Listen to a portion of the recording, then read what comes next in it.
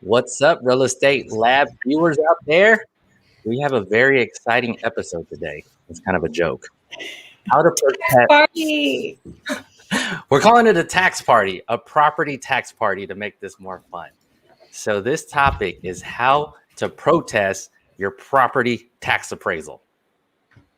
I know, crazy material here. So this is our real estate podcast.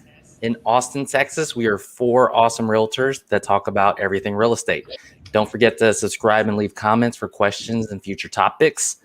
And basically, why should you protest your property taxes? Because we pay property taxes, and if you protest them and you could lower your property taxes, you could actually save money. Hundreds of dollars, thousands of dollars. It's definitely worth a shot. Now, the question is there's market value, like what's market value and what's tax assessed value? Basically, market value is what happens in the market when buyers and sellers buy and sell property. The thing about tax appraisals is they're not that tuned into the market, so they do these broad estimations of the neighborhood or an area. So that's where you have an opportunity to help fix the property taxes. So now that we know the difference between market value and property taxes, Crystal, you want to chat a little bit about what they could do to actually assess market value? Yeah, absolutely. Now, I think we skipped the introductions, but Crystal, Keller Williams Realty. Oh, my bad. Yeah, so what to do when you're trying to protest. So you can determine your home's market by getting a home sales price from your realtor, which is us. We can assess the neighborhood. We can gather comparables in that neighborhood, and then use those stats to determine a rough estimate for your home and its market value. So in order to understand the market information, collecting all that, you can contact us and we'll help you do that. Y'all have people asking for CMAs during this time? Absolutely. I do, yeah, because everybody knows that right now the market's hot, and that's what they keep hearing. So I've been creating CMAs, but it's like, what is a CMA? And it's really the sales that have happened in the past 90 days. So if their neighbor's home just sold, just went pending, and they're just chatting about the sales price, that might not be a comp for them. Right? Yeah. Go ahead, Ian.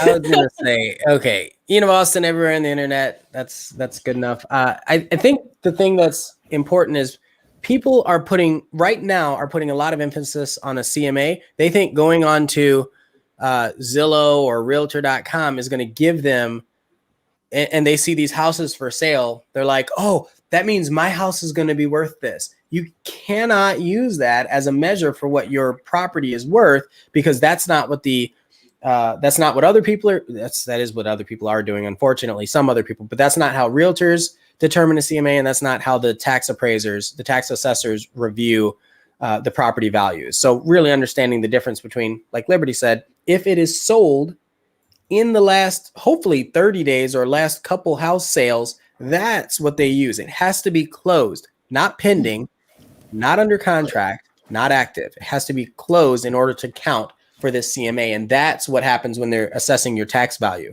They're looking at what has closed and for how much.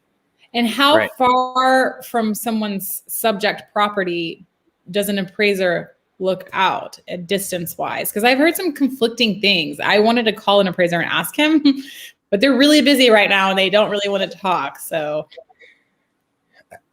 I guess what my experience would be that it depends entirely on if there are even comps available. I'll give you an example. If there's 24 acres of land, let me throw that out there.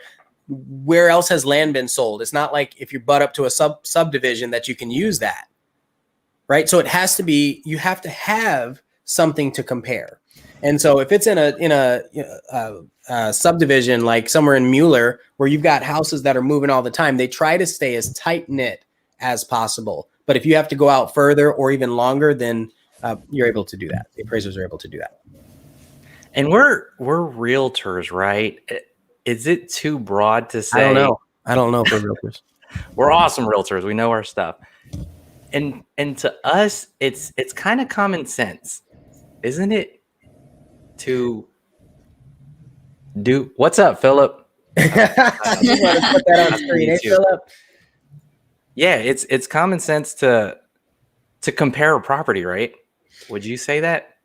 A closed property, yeah. Like you can't. The problem is, and I don't know that people know this, but if someone goes under contract, you don't know what they're paying for the house. And most of the time, under contract doesn't want to count. tell you. Right. You don't want, like, if I have the listing and someone's like, hey, I see you're under contract. What did it go for? I'm going to tell you. Why would I tell you? Because if it falls out or if I have to put it back on the market, then you know what I was under contract for. I'm not going to tell you till it's done. Yeah. Here's a question. So they don't want to tell you. Yeah. Yeah. And people don't get that though. That's so important. People need to you could be that. under contract and listed at $1 billion, but you could be under contract for like 100,000. That'd be a really interesting listing, but it's possible. Would. It would. So we had I had asked, what's your property tax rate? And your buddy Philip says 1.99 with his homestead. I want to know where you live. Dude, that's a little high. I'm trying to guess where that would be. Because it's really important when you're purchasing a property to understand that the tax rate that is in the MLS might be different, because you don't know if you have a 65-year homestead that it's been there for 15 years, so how do you find out what it would be for you, Ian? Yeah, that's it's unfortunate for people when they see what someone else is paying for taxes, but that stuff falls off once you transition ownership. So they reassess it when you're the owner. The whole point of the homestead exemption is to cap it. Well, when you're buying, JJ's buying this house that I'm selling, it's not capped anymore for JJ. JJ's got to get reassessed.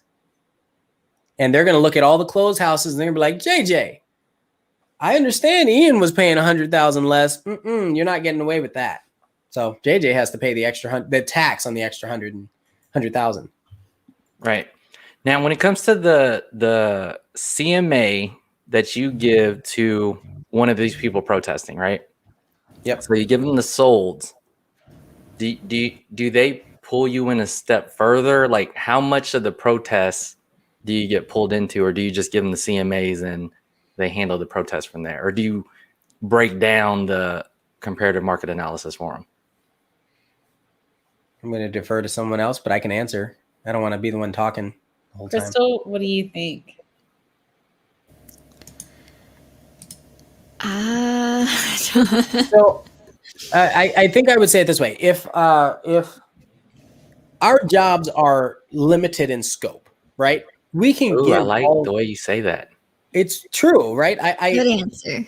I understand what everybody wants. Everybody wants us to be the go-to person. And we want that too. We want everybody to think of us first. But the whole point is we say, oh, you need tax help? Great. Let me go hand you a tax guy. I'm not answering that question. I'm going to get in trouble. Just like a lawyer. I'm not a lawyer. I understand the contracts, but I can't give you legal advice. So it's the same thing here. But here's a tax person. But the CMA, I will gladly give you a CMA and point you to a website and say, look, you can do it for free. This is a CMA that tells you that the value is plus or minus what you think, what you're paying. And then you can use that. And then obviously later we'll go over tips of things that you don't say, so you don't get in trouble when you're trying to protest. Yeah. And to chime in on that, I like the limited scope in that we're salespeople. And we do help with the listings and purchases. And we also are real estate concierge. And to break down your comparative market analysis for your protest, that's a definite like above and beyond. I think I typically give the CMA and they run with it because I don't know what they're seeing. So if you approach me, that's what I'm going to do. If you want to talk further about it, I'm probably going to point you to this podcast because we can walk through it a little bit. Yeah. Was it you or Liberty, one of you or Liberty that said that you were reading or talking about someone going with people to a tax protest? So exactly. So I was going to say, even being a real estate agent and being able to prepare these CMAs, if it came down to protesting my own taxes, I would hire a professional company. They're out there. There's one that's called 5 Stone Tax Advisors here in Austin, and their sole job is to prepare this protest for you. And because in the evidence you have to provide to your tax office, you could go in there protesting, bringing evidence that's actually incriminating you and getting you to pay more taxes by the time you leave. I'm not going to take that risk, okay? I can prepare a CMA, but if I'm going to go in there and do an oopsie and leave owing more money, I'm not going to allow that to happen. So I'd rather hire a company like 5 Stone who is going to really prepare that evidence for me. If they win, if they can get me savings, that's when they're gonna take a percentage of that, and usually it's 33%. And a lot of times, these companies, they are donating to charities, and that's another thing. You have to think about, like, the taxes that we are paying, the property taxes. We don't have a state income tax here in Texas. Mm-hmm. So our AISD is funded through our property taxes. So it's not like they're they're using that for education, and those AISD school districts come together once a year, create a budget, and really, if you have something to say, then go to those meetings, protest that budget. Yeah, seriously. That is huge. Tell them, Liberty. You approach us and you want to protest the taxes. I think that's a very big misconception. We think it's like this city is like this capitalistic entity just trying to grab money. They're going to make a lot on property taxes in the next couple We're not years. saying they're not. Yeah, but still, there is a budget. Like what Liberty said, the independent school districts get together because they're assuming property taxes are going to be X amount based off historical sales and taxing. Yeah. So they put that funding aside to have all the infrastructure and schooling and things like that. And there's definitely those meetings for school funding. And that's a good time to talk about the tax rate. So what I'm going to get into is you're protesting your appraised value, not the rate.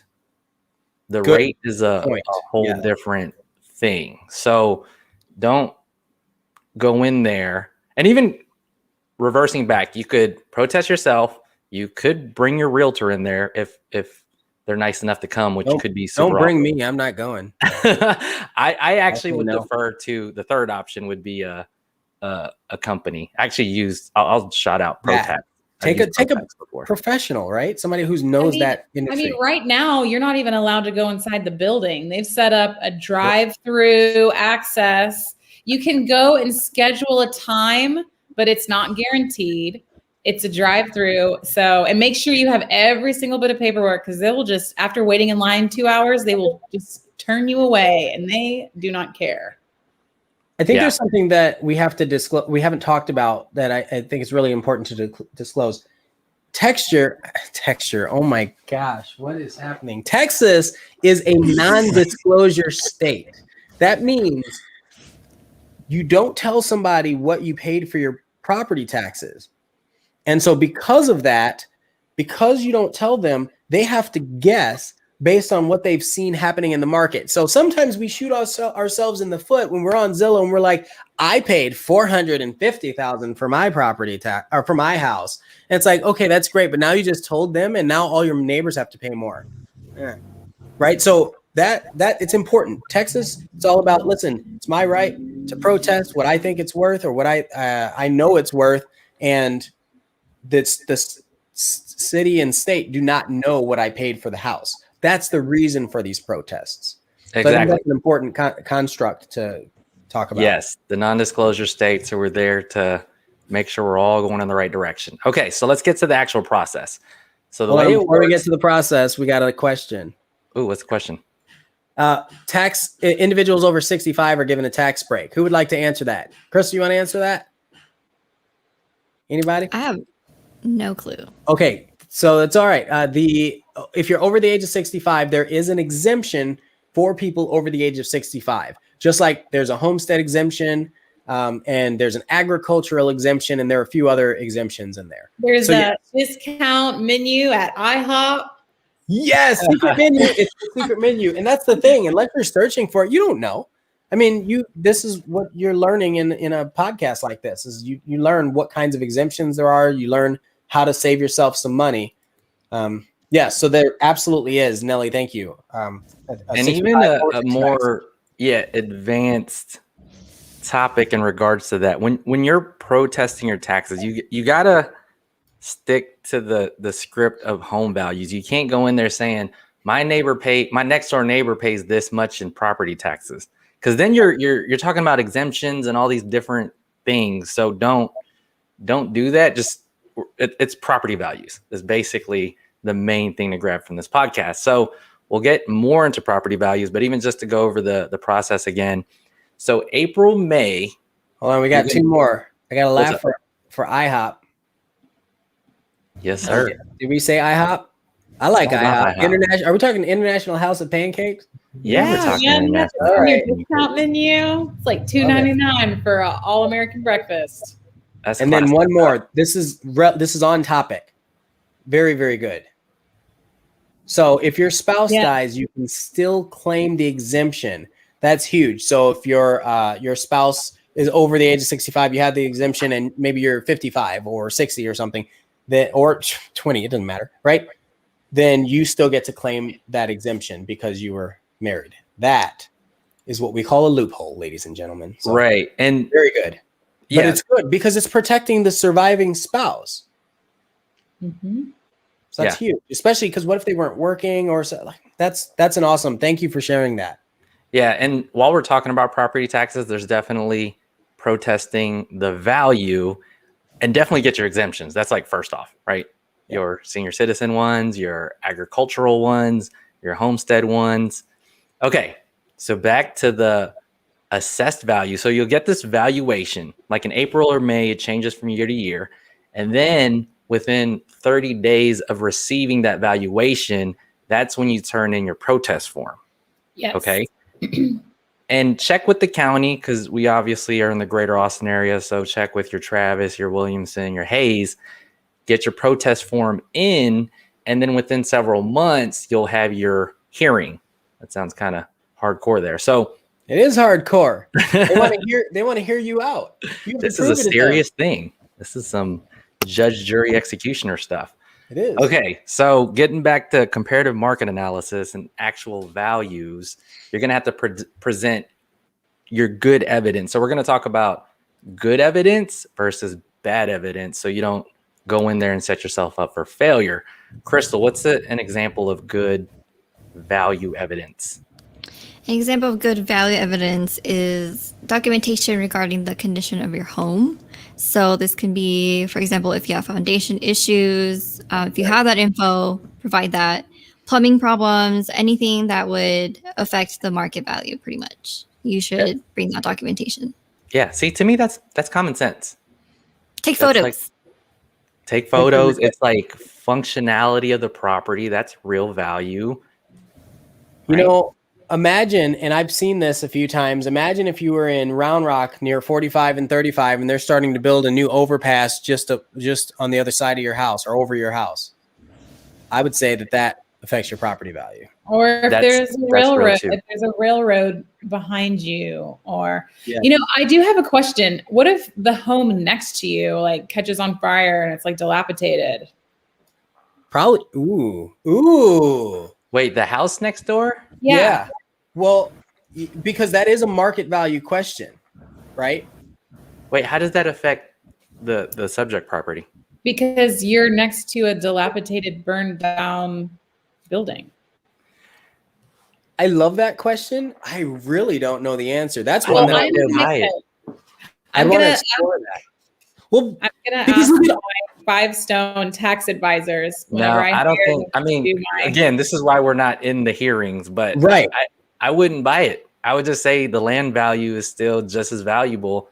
They're and we're not taxed talking about separately. the The land structures. and the property are taxed separately, right? In the minds of the tax In the entity. mind of the yes, Ian, good point. It's it's very scientific, guys. I know you may think they just throw out numbers, but they're fairly serious at this stuff. There's a land value that they've seen and assessed, and then there's a property value on top of that.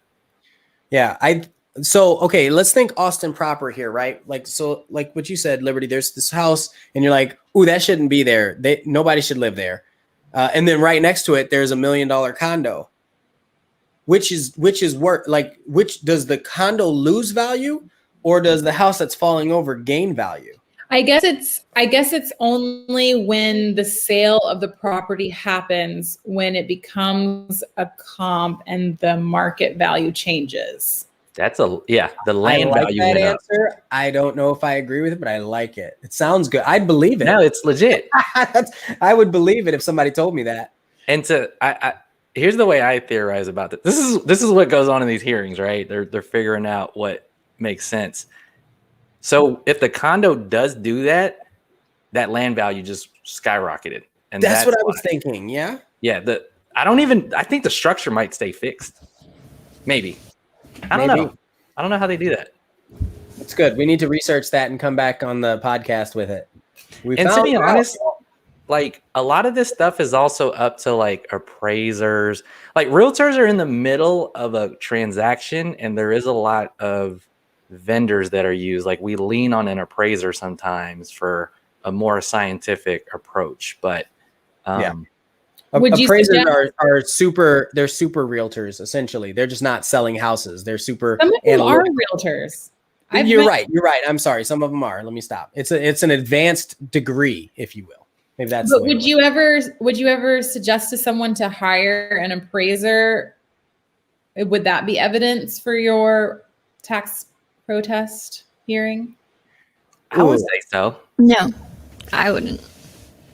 Because your appraiser could appraise the home to be a lot more. The question is, who is their obligation to? Oh, right. To right? the owner. Or whoever. Well, it should be to who hired them. I didn't put that as an option in our first half. Am I slipping? Well, it's important to know. Like if it's an appraiser for the city. That's a good professional to use. Yeah. If the appraiser for the city comes out and you're like, look, man, just make it better. Or what, like, or if you're getting an appraiser from a lender, like you don't want to talk to them and basically shoot yourself in the foot if you don't know what you're talking about. Dude, right? Because they're hired by someone else. They're not you're not working with them. It's not in their best interest to talk to you as the homeowner. Unless you hire the appraiser to do it. Unless you hire the appraiser. But I think appraisers have very common sense scientific approaches. So I would say an appraiser's argument, and again, I don't think the appraiser would go in there, but you could use their analysis and go in there and make sense of it. Any other evidence that's good, Liberty, that you think could be used? Yes. So, or you have recently purchased a home, if you purchased a home in the past several months and the purchase was lower than your appraised value, you can bring a copy of your statement with you to your hearing, and that will be evidence during that time. That's common sense. Some of it's common sense. Some of it's a little complicated. Yeah. Not all. Well, I would say it is good to know that if there's a home that's under contract and then you're getting ready to go into your hearing, if it closes, that could be good evidence to bring with you. Yes. Not if it closes for a really high price though. Don't do that. Which is what's happening right now. You're like, but property taxes are going up, folks. Yeah, spoiler alert. Property taxes are going up. Because values are going up. Yes. Okay, real quick, because we're finishing up here. What are things that people should not try to argue or make a point of? What's like bad evidence if they go into the hearing? Cracks in the driveway. Why? The question is why? Because Because everybody has cracks in their driveway. $1 million homes. $1 million homes have cracks in the driveway. I mean, that is not part of the improvement. That's it.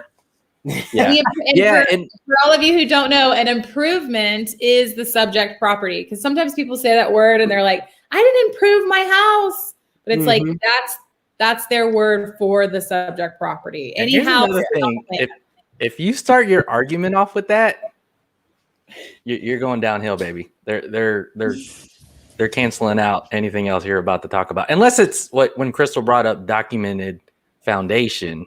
Yeah, but that's not your driveway. It might. That isn't the driveway either. Yeah, you're right. Yeah. Right. Anything else people should not set themselves up for? I like this one. Average prices. I think it's good to be specific and not give them like just a range of values. If it's a range of average value, if somebody was like, listen, you can have $5 or $10 or somewhere in between, what are you going to say? Yeah, exactly. Right? Yeah. That's also, how the average is. You really have to dive in, because an appraiser will take into consideration, like, if the kitchen has been updated or a bathroom's been remodeled, and just by taking an average of home sales without digging in is just going to not be good. So, yeah. And this is some stuff we hear in the field sometimes. $1 per square foot. Can you blanket a $1 per square foot statement? No, I wish never. you could. It would make it so much easier, but no. I think a lot of investors like to use that price per square foot. They love that. And I have that conversation a lot. And I say that might be good for like rental comps. But when you're talking, that a little bit. Yeah, when you're talking, well, this house has a pool and it's completely remodeled and it was built 10 years newer, and then you're looking at this other house, well, that price per square foot it falls apart. It's like BMI. Like, you can't, that's not really scientific at that point. It's really another word for an average. Right. And here's another example. I know our viewers are a lot smarter than this, but talking about the fence and whether it's painted or stained or any of that going on, that's not really property values here. Your fence is a depreciating, not even an asset. It's just a problem, because we always have these fences that are made of cedar and they do not last very long. If you're moving to Texas, if you're from somewhere else and you're moving to Texas, prepare to deal with the fence. That's it. Unless it's wrought iron. When y'all negotiate these, does it actually end up in the valuation, or does it get brushed off one way or another? I've used the fence in a negotiation as part of the repair. Did you get it? Yeah. Oh, good. Yeah. So it was like, hey, this fence is torn up. Why don't you replace this for us? Why didn't they offer based off the? Oh, maybe they didn't see it. So that's the show. It was a negotiation tactic. In negotiation tactics. Yeah. Because everybody's like, like, fine, if you're going to be petty about that, I'm going to be petty about this. We need a whole separate podcast on fences. Okay. You're right. I'm sorry. Maybe Or petty inspections, petty inspection negotiations. Yeah, well, that's what it is. So, because there are these allowances that you give. We're getting away from taxes, but yeah, you're right. Yeah, in regards to value, that's pretty solid value. Anything else in regards to appraisals y'all want to talk to the peoples about? I would say, it's really specific properties, like, and each is a case by case basis, because you could say a sloping yard. Oh, the reason why you don't bring up these no words is because the state has a predisposed response to these. So like you might not get anywhere. Yeah. Yeah. Mm-hmm. I'm going to say that, and this is, I don't know if I'm going to get in trouble for saying this, but I'm going to say, if you did not hear this from me, I'm publicly stating this. If you're making all these crazy updates in your house, don't invite an appraiser into your house to appraise the value, because once they see it, I mean, that's the value. Your taxes are going to go up, right? So, because we have these appraisals that they could just do drive-by, or they could do like a high-level appraisal where they're looking at the value of the house based on the houses around it. Well, if you've like completely modernized the house that was from 1958 and they find that out, you're going to pay more money, and you did it to yourself. For sure. Until you are ready to sell. Then get them on in there. Then like, hey, look what I did, appraiser. Look and see what I just did. That's really important because, you know, it's really what your goals are because, you know, we try to push it. We try to we always have your best interest at heart. And so we're going to advise you accordingly. If you have any questions about diving deep into your specific property, like reach out to us and talk to us about it. Any final words, Crystal? Listen, I was learning with you guys. Yeah, taxes is a whole thing. It is. It is because like I just bought a house and I'm just now getting like the gist of what it means to own a house. So yeah, I'm learning as I go and I learned a lot today. So if you have any questions, contact us. Let us know. I think my final words would be, I really do promote the tax, the people that specialize in tax protests. They're super knowledgeable. And some of them have had years of experience on an appraisal board, listening to hearings. So they really know how to work it there. And I will say that if those companies cannot save you on your taxes, you do not pay them. So they will work for you for free to find out if you can get help lowering those taxes. Because nobody likes to pay taxes. That's my house. That's my money. Keep it. Exactly. Yeah, we appreciate the comments, the last comments that were saying it's a good podcast and the thumbs up. And that is it for today, everybody. Real Estate Lab. Tune in for next week. We're going to do something a little bit lighter, a little bit more fun. We'll announce that soon, mid next week. So see you guys next Friday. Appreciate it. Thanks, everyone.